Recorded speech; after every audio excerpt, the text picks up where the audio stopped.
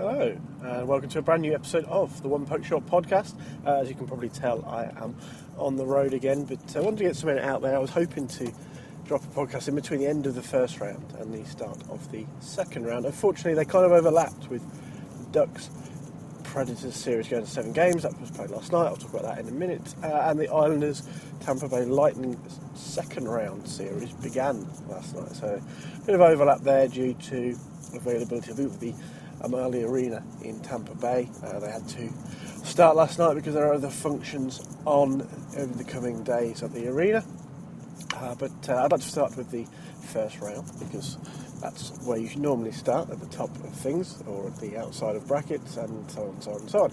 So let's go with the West because, as I mentioned, the Ducks and Predators played last night. The Nashville Predators advancing, beating the Ducks in Anaheim, who's now something like their 4th straight Game 7 on home ice, or something along those lines, and or they've blown the 4 straight 3-2 seriously. There's some strange stat you look at and you think, well, they're the Ducks. Well, what? But yes, that's the thing that's happening, and I'm surprised. I had the Ducks to go to the final. As regular listeners will know, they were my pick to go all the way. Just go to the final. I didn't pick them to win the cup, but I picked them to go to the final.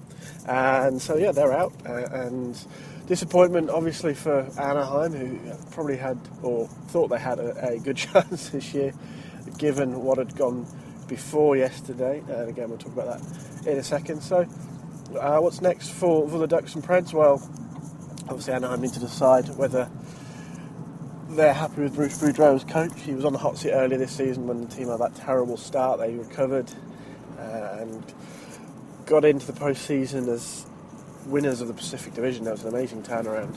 It's amazing what happens when you learn to score goals. But now, early spring on the golf course, Nashville. Well, they might have a good chance here. They advanced through. They'll play the Sharks, who I don't want to say are in uncharted territory, because that's not fair. They've been to conference semi-finals and finals before, but obviously a lot of people expected them, myself included, I will add, to go out to Los Angeles in the Western Conference quarter-final stage of the playoffs. Didn't. They emerged victorious, good for them, and it creates a pretty intriguing matchup, I think, because nobody expected these two teams to advance. They've both got, real plus points and some question marks. I mean, the Preds' defence is obviously a plus point for them. It's always a plus point for them. Pekka Rinne's looked a bit better this series as well, by and large. There's been a couple of moments, but I thought he's looked better in a broad sense. Martin Jones, conversely, looked pretty good for the Sharks at times. They've also got James Reimer there. I think the San Jose defence is sometimes a little underrated. Joe Thornton's been great all year. They've got guys like Patrick Marleau, Joel Ward, Pavelski, Couture. And then on the Predators front line, you've got Johansson, Neal, Forsberg. Yeah, these are two reasonably well evenly matched teams with, as I said, with pros and cons. And it's a tough one to pick. Purely on the surface of it right here and now, I would probably lean towards San Jose qualifying for the next round. But again, you can see it swinging either way just because there are those pros and cons. It's as simple as that. So as I say, I'm now kind of leaning towards San Jose in this series, but I wouldn't be surprised if Nashville did advance to the conference final. They've got the horses to do it. So at the other end of the bracket, Dallas eventually got past the Minnesota Wild. I think a few people thought they would make quicker work of it than they did, but full credit to Minnesota, who hung on in there and battled, and that was a heck of a game the other night. I mean, the little third period charge from Minnesota, literally coming with an inch of taking it to overtime, and I think it created a few question marks to the Stars as well. If they're gonna get pegged back by Minnesota, like that, missing Parise and Vanek, what's going to happen with the Blues? Because guys like Tarasenko, Bacchus, Stastny, Laterra, if they start a charge like that, are the Stars' defence going to be able to stand up to it? And Letterman was, I don't know. I mean, I enjoyed the ride with Gary Letterman because it's fun. You don't know what he's going to do, but that's not necessarily a good thing in the playoffs. But they do have the advantage of turning to Antti Niemi if they need to. So there's a big question there for Dallas, whether they stick with Lettiner after that kind of freaky game, or whether they go to Niemi, and they split and see who does what. I mean, the hot hand thing is always a bit.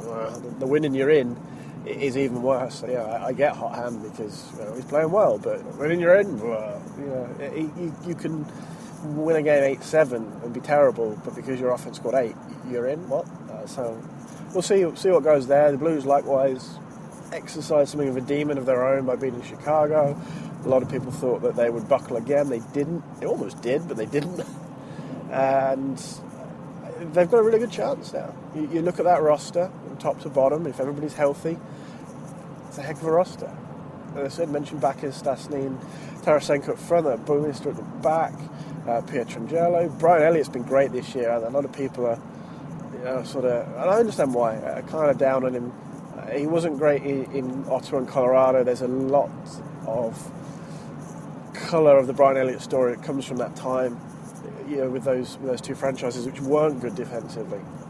And fine. At times he wasn't good, but he's been a lot better in St. Louis. I think the other part of the story which often gets coloured in. Excuse me for a while. I grab some water.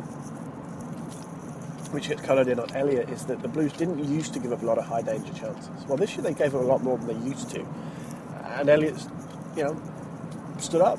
He stepped forward and stepped up and played very well all year. And I think he's earned that right to be their starter. He's giving them a chance in games.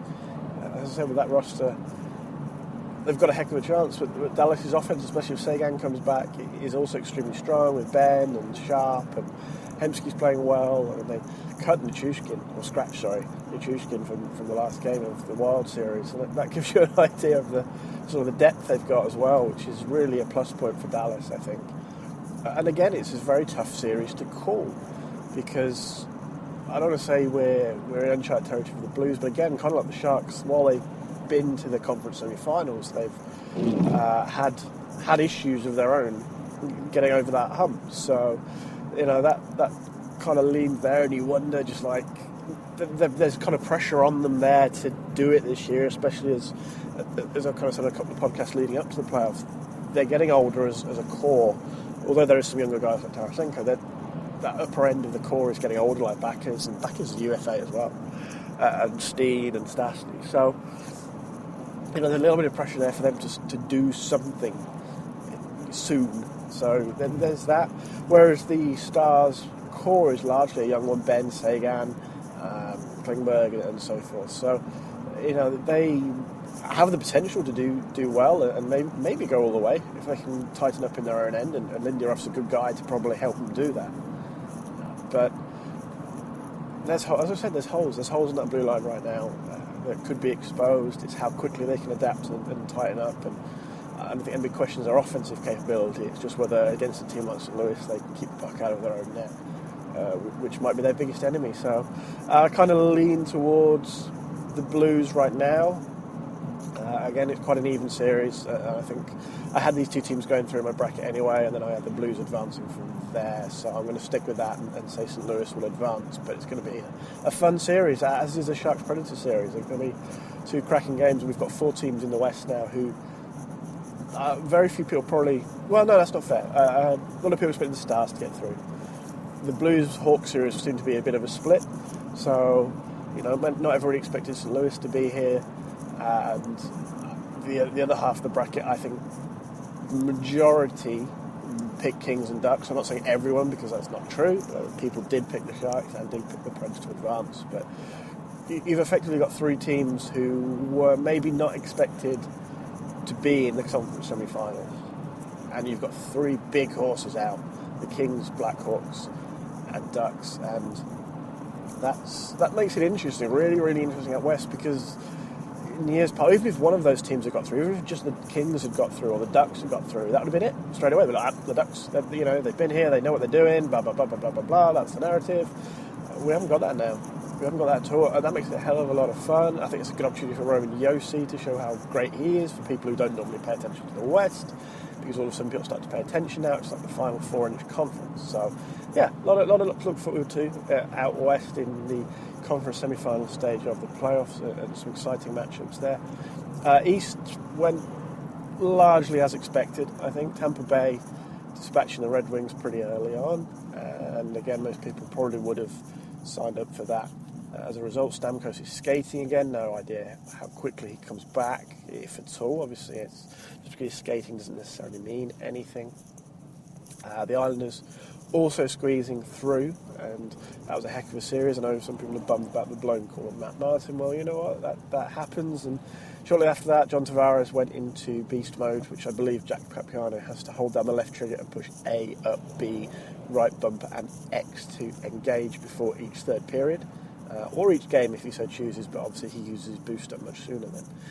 So the Islanders advancing, no Yaroslav Halak, no Grabowski, who, talking to a few people, talking to Rich Diaz from the Dump and Chase podcast, he thinks Grabowski may retire, and I can see that argument with the concussion history there. Obviously Willie Mitchell is expected to retire on the Panthers side of things because of the concussions he's had. I think he's on to his fourth through his career. And, Mitchell's had a great career, but he was recently advised by doctors to consider his future, which basically means we think he should retire.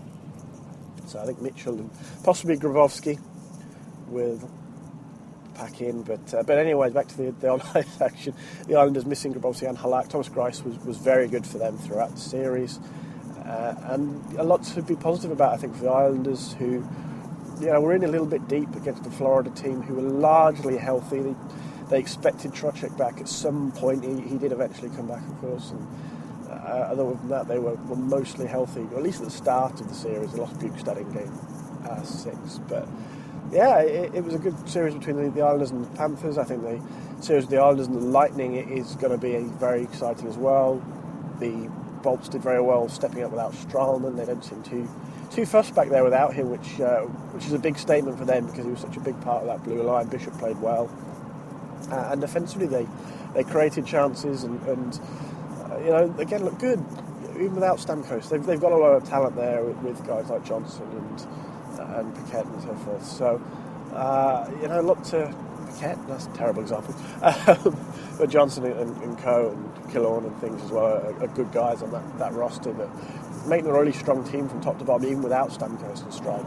So, yeah, a lot to be excited about in that series. But obviously the real killer needs to come from semi-finals is Pittsburgh versus Washington. And if I remember off the top of my head, I wrote about this the other day. They've played each other 8 times in the playoffs previously. The last time was 2009. Pittsburgh won in 7 games, went on to win the Cup. There was also another instance in history. I think it was the 91 playoff series. They beat Washington and went on to win the Cup. Conversely, the Capitals have only beaten Pittsburgh once in 8 playoff series in franchise history. So history is on the Penguins' side. And the way they've been playing lately, you'd hate to try and call this one. I've got the Pittsburgh Penguins going to the final, so I'd nailed my colours to the match pretty early. But this is an absolute titanic matchup. 2 teams playing very well. The Penguins roster is much deeper than it used to be. The star players like Crosby and Kessel was excellent against the Rangers, I thought. And they're playing well. And so the Capitals guys like Ovechkin and Backstrom, they made easy work of a very average Philadelphia team.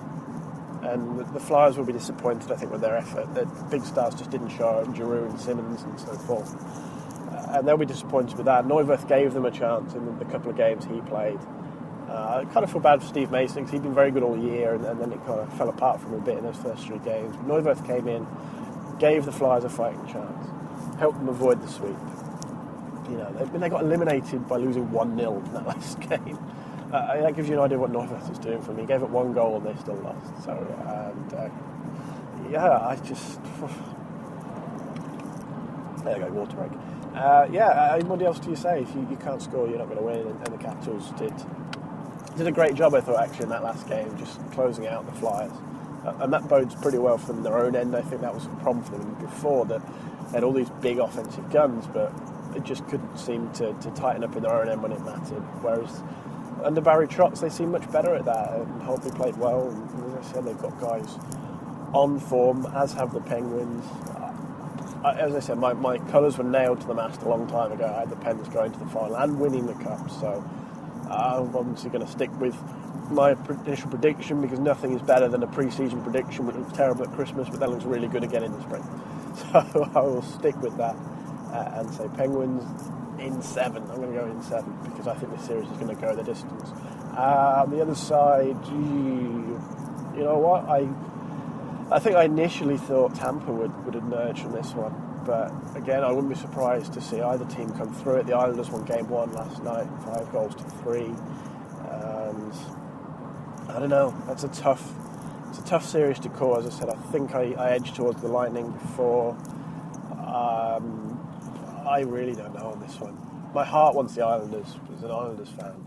I want to see the Islanders progress, but in the realistic terms, I thought this was another progress year for the New York Islanders, another step forward towards something better again next year and maybe the year after. But oh boy, I mean, they did a good job against the Panthers, who were a good team, riding on a high. Some great veterans, some great kids, good goaltender. I mean that's one area I'll come to in a minute, is the way that series panned out for guys like Luongo. But yeah, I mean, maybe I'm havering on that prediction that the Lightning will advance a bit here. Maybe I should change it up. But it's such a tough. They're both such a tough series. All of them are. All the conference semi-finals. I find this one the toughest for some reason.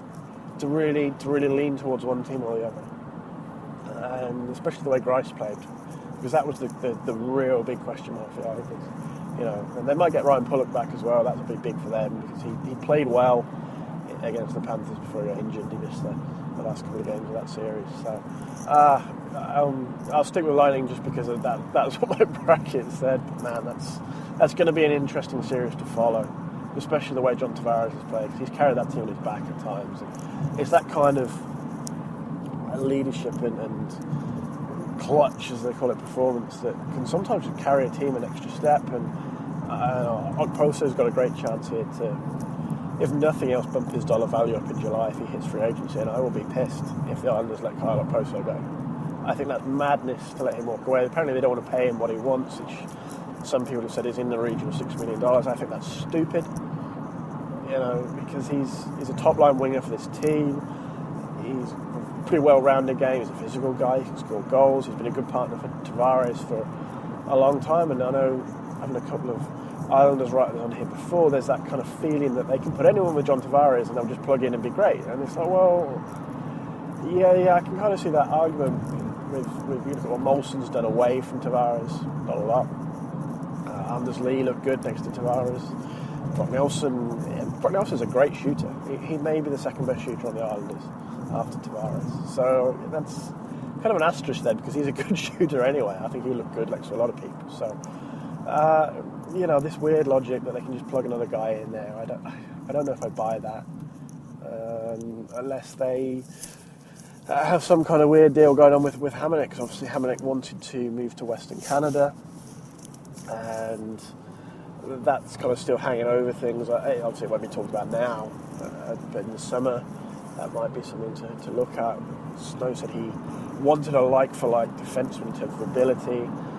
In return, obviously if Grabowski goes, they can maybe take on some extra dollar because they'll free up there, but then they've also got free agents to re-sign. So that's a weird one that keeps hanging over that situation. And as I said, I think they should re-sign Okposo. I'd pay the money, and because I think he's a good player. I think he's a good player for that team. I think he's been with the team and served the team through some rough patches, and Frans Nielsen as well. I mean, that's the caveat here.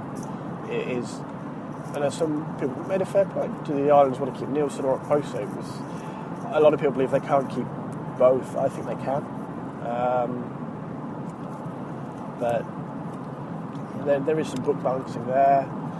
Again, Grabowski is maybe the X factor here, because I just don't know what his health's going to do, if he's going to still be around. And I think it would be a mistake to let him go for nothing. Or I guess they could trade his rights at the draft for a lower pick. I don't think anyone's going to give a particularly high pick for Okposo unless they know that it is going to happen, and they're going to get a deal done with Oppo, so to stick around. Then maybe I'll say we'll take a low pick now, and if you sign him, we get another pick next year. We've seen that a couple of times before. But as I said, just to reiterate, I think it is a mistake for Garth Snow to let him go. I would try and sign him and Nielsen and figure it out, because this team's on the cusp of something good. Yeah, I genuinely believe they're on the cusp of something good. So we'll see how that pans out and where things go there. Another piece of news which was released last night, the Vezina Trophy finalist. Holtby is obviously in there. That was a given, really. I think he's the front runner to go and win it. But Jonathan Quick was named a finalist, and I cannot fathom this one out at all. At all. You know, he had a good season, and that's it. That's like, you know, he had a good season. He made a couple of highlight reel saves. The one with the paddle is you know, save of the year candidate. But yeah, Luongo for the Panthers, that Panthers team, and Luongo's a huge part of that, especially early on. You know, and Corey Crawford never gets any damn love, and he should. He's matured into a very good goaltender on a good team, a very good team, and he's part of why they're a very good team, because he's such a good goaltender. He never gets any love. Corey Schneider, again, missing out. He didn't get a single vote last year. I'll have to see what the voting breakdown was when it's out.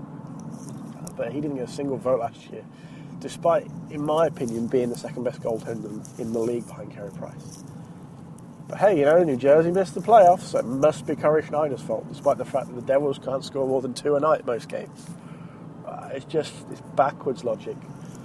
Excuse me. And it frustrates me. I mean, Schneider's case was probably hurt by the late season injury, and so yeah, you know, you can cross that off a little bit because of that. It's like, well, you know, he missed that chunk of time, and these other guys, they played, and maybe that's the knock on Crawford. He missed a few games. It's shitty, if that's what it is. And the other guy's Marc-Andre Fleury, who shone even during the Pens' difficult run early in the season. He was one of the few high points during that early phase when Mike Johnston was still coach. He was playing well. I mean, since Mike Barrows came in as Penguins goalie coach, Fleury's been a different guy back then. He'd always been a pretty strong regular season goalie, but now he's a very good regular season goalie consistently. And it's just, I don't get how Quick gets there. I do, because the general managers vote on it, who seem to be like the least qualified people to vote on this a lot of the time. You know, they got a gimme with Price last year. It was an easy pick, and this is very rarely an easy category, and historically we have seen guys win Vezinas on reputation. I think Brodeur probably won at least one on reputation. But I mean, I don't get it. Quick was the only non-playoff guy to get a vote in last year's polling. As I said, Schneider got none. And Lundqvist was pretty good for the Rangers this year. He's not in there either. You know, I don't get it. I disagree strongly. The rest of the awards nominations and finalists will be out over the course of the next few days. Interesting to see who goes for the Hart in particular. There's a bit of momentum for Joe Thornton to win the Selke, and also the Hart, possibly. You know, Bergeron in Boston missing the playoffs, does that hurt his Selke chance? It shouldn't, because Christ, he's just a perennial candidate for that trophy by the way he plays. But if we're applying the logic to the Vezina and the Hart, then you have to apply it to the Selke, surely. You know, there's been exceptions down the years. Bobrovsky won the Vezina as a non-playoff goalie, but, you know, the big piece of ice just wasn't a Laurie, really helpful. Yeah, it's the end of April and we've got ice here in England. We don't get that normally. I know some people listening at home from far-flung places are probably used to snow and ice at the end of April. We're not so much. There's a big old chunk of ice just falling off a lorry 2 cars in front of me. That's very helpful for everyone. But I digress. I don't know. The voting is always kind of funky. There's always a point of contention. Obviously, the Norris debate rages on, Carlson or Doherty. And I enjoy the debate some people get very wrapped up in it, and it might sound like I've got too wrapped up in it from the last few minutes, but yeah, it's always a lively debate who should win some of these awards, and the cases people make for especially things like the Norris, where Carlson has a big statistical advantage in a lot of categories, especially the basic ones like points. People, well, he does little things in his own end. And then the counter argument, well, Carlson gets the puck out of his own end. That's surely more beneficial to the team to move the puck out of your own zone than it is to be very good running around chasing it in your own zone, all this sort of stuff. And I guess the same for the Vezina. There's a little bit of subjectivity. As again, I think Holtby's got it based on who votes for it. He had a very good streak through the first half of the year, and I sometimes lament that guys can have a very good first half of the year and then just be forgotten. I think we saw that with Philip Forsberg, where I think it was a Calder. He had a very good start to the year, went a bit cold at the end, and didn't even get into as a finalist. He wasn't in top three, and that was very surprising for a lot of people because he'd been so good through that first half and a bit. But yeah, that's how it goes. I'm interested to see, as I said, who gets nominated for some of the others. The Calder is a very interesting one. I think Panarin's probably got that locked up. Eichel's had a good year, Domi's had a good year, McDavid obviously in the time he played. Bryko at St. Louis has been excellent on that blue line. Interesting to see what comes out there, and I'm very excited for the conference semi-finals. But I think on that note, I'm going to wrap things up and say thank you to everybody for listening. If you want to get in touch with the show, you can find me on Twitter at RobMcGregor35. You can email onepuckshort@gmail.com. If you are on Facebook, you can like us at facebook.com/onepuckshort. You can also visit the blog, onepuckshort.wordpress.com. Been a little bit quiet on there lately with other things going on, but if you are so inclined, there's also a PayPal donation button. It all goes back into the podcast, the blog, hosting costs, equipment costs, all that sort of thing. So if you'd like to donate, please feel free to do so. If you think we're worth a pound or $10 or whatever, that option is there on the blog. There's a little button on the right-hand side. So thanks again to everybody for listening. I hope you're all enjoying the 2016 Stanley Cup playoffs so far, and I'll speak to you all again very soon.